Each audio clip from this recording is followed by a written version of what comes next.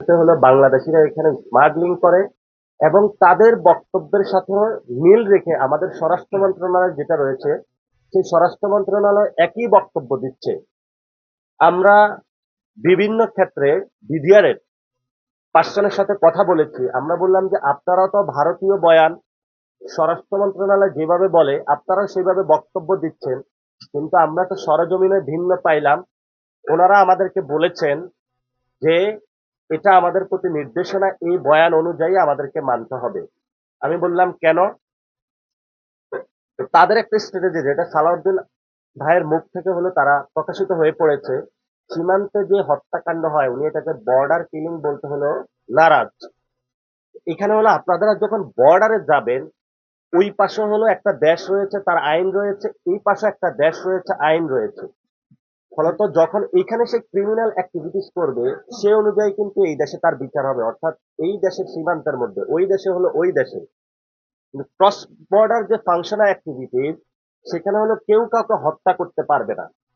এবং সেখানে সালাউদ্দিন ভাই এই বক্তব্যের মাধ্যমে বর্ডার কিলিং কোন, যারা বর্ডার স্মাগলিং করে অথবা যাদেরকে হত্যা করা হয় তারা সীমান্ত হত্যা হবে না, এই বক্তব্যের মাধ্যমে যারা হলো সীমান্ত নিরপরাধ মানুষ রয়েছে তাদেরকে একটা হত্যাকাণ্ডের দিকে ফেলে দিয়েছেন। এবং সেই মানুষগুলো যে হত্যাকাণ্ডের শিকার হয়েছে তাদের যাতে রেশিওটা, অর্থাৎ আপনার প্রতি মাসে বছরে যদি মানুষ মারে হলো 500 জন, এই 500 জনের ডেটাটা যাতে কমে আসে, এটা 200-তে চলে আসে, সেই জন্য হলো উনি এই বক্তব্যটা দিয়েছেন। কারণ ইন্টারন্যাশনাল প্রেশার যারা ভারতের মাধ্যমে বাংলাদেশের উপরে যাতে তারা না দিতে পারে, সেই জন্য হলো তারা ওই দেশের স্বরাষ্ট্র মন্ত্রণালয় এই দেশের স্বরাষ্ট্র মন্ত্রণালয় মিলে একটি জিনিসটা করেছিলেন। আরো দুজন ব্যক্তির রেফারেন্সটা আমি দিব। এই যে আমাদের একটা পরিচিত ভাই ছিলেন জাহেদ ভাই, উনি আরেক ধরনের একটা উচ্ছৃঙ্খল বক্তব্য দিলেন। ঠিক আছে, শামা ওবায়দ উচ্ছৃঙ্খল বক্তব্য দিলেন, সেটা আমরা মানতে পারলাম। শামা ওবায়দ বললেন যে আমরা 12টা চিঠি দিয়েছি, সেই 12টা চিঠিতে হলো ভারত কোনো রেসপন্স করে নাই। তারপরে দিল্লিতে হলো বিডিআর এবং আমাদের হলো বিজেপি এবং হলো ওই দেশের বিএসএফ এর ডিজি লেভেল একটা মিটিং হয়েছে, সেই মিটিং এও কোনো ফ্রুটফুল কোনো আলোচনা হলো না।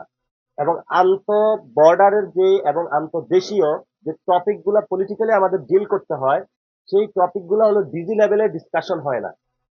এই যে আমাদের পুরো ব্যবস্থাটা, এই ব্যবস্থাটা আমাদেরকে মিডিয়া থেকে অন্ধকার করে রাখা হয়েছে, জনগণ থেকে অন্ধকার করে রাখা হয়েছে।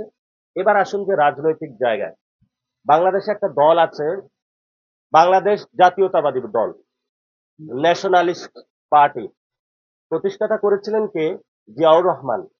উনি বলেছিলেন উই রিভল্ট পাকিস্তানি জান্তাদের বিরুদ্ধে। এবং উনি বাংলাদেশের মানুষকে বলেছিলেন একটি গানের মাধ্যমে, প্রথম বাংলাদেশ আমার, শেষ বাংলাদেশ আমার। উনি বাংলাদেশের মানুষকে ভালোবাসতেন। এবার আসি হলো ওনাদের দলের সেকেন্ড যিনি নেত্রী ছিলেন, খালেদা জিয়া। মরহুম বেগম খালেদা জিয়া একটি কথা বলেছিলেন, যখন তাকে নির্যাতনের মুখে রাখা হয়েছিল তখন উনি বলেছিলেন ওদের হাতে গোলামীর জিঞ্জির, আমাদের হাতে স্বাধীনতার পতাকা। অর্থাৎ ভারতের এই ধরনের নীতির প্রশ্নে উনি আপোষহীন ছিলেন। এবং এই যে ইলিয়াস আলীকে গুম করা হয়েছিল, ইলিয়াস আলীর জীবনে একটা বড় পাপ ছিল। সেই পাপটা হলো উনি জীবনে একটা সীমান্তে হত্যাকাণ্ডের সমাধানের জন্য লং মার্চ করেছিলেন। বাংলাদেশে জিয়াউর রহমানের একটা জীবনে ভুল ছিল, সেই ভুলটা হলো যখন ওই সময় আওয়ামী লীগের নেতাকর্মীরা ভারতে আশ্রয় নিয়েছিল বা পালিয়ে গিয়েছিল, তারা সীমান্তে অনেক ডিস্টার্ব করেছিল। এবং জিয়াউর রহমান সেখানে ভারতীয় নীতির বাইরে গিয়ে, এই যে আপনাদের ভারতের একটা পুতুল সরকার ছিল শেখ মুজিব, এই যে সে নীতিগুলা করেছিল সেটা থেকে বের হয়ে অন্যান্য মুসলিম কান্ট্রি চায়নার সাথে সম্পর্ক স্থাপন করেছিলেন। সেই জন্য হলো চিটগং সার্কিট হাউসে তাকে জীবন দিতে হয়েছিল। এবং কত নিষ্ঠুর ভাবে তাকে জীবন দিতে হয়েছিল সেই ইতিহাস সার্কিট হাউসের পাশে একটা বিল্ডিং এ সবকিছু এখন স্মৃতি সংরক্ষণ আছে। যদি খালেদা জিয়ার জীবনের কথা বলি, সেই খালেদা জিয়া, মরহুম বেগম খালেদা জিয়া, যিনি হলো জীবনের লাস্ট কুকড়ে কুকড়ে হলো মৃত্যুর কাছাকাছি গিয়েছেন।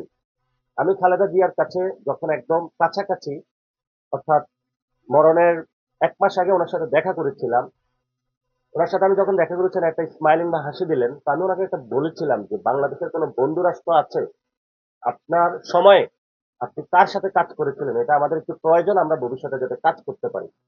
উনি চুপ করেছিলেন এবং সেই বেগম খালেদা জিয়ার মরহুমের মৃত্যুর পরে যে তার সন্তান ক্ষমতা আরোহণ করেছেন, যেই দলের নাম, সেই দলের নাম হলো ন্যাশনালিস্ট পার্টি। এই জাতীয়তাবাদী দলের আমলে পুশিনের মতন একটি কর্মকাণ্ড চলতেছে। তারা নিশ্চুপ আছেন এবং বাংলাদেশের যে জিয়াউর রহমান যে দলটা জন্ম দিয়েছিলেন, বেগম খালেদা জিয়া যে দলটা জন্ম দিয়েছিলেন, সেই দলের যে লিগেসি, এই লিগেসির বিপরীতে তারা গিয়ে মুজিববাদের নতুন করে তারা পাহারার হিসাবে আবিষ্কৃত হয়েছেন।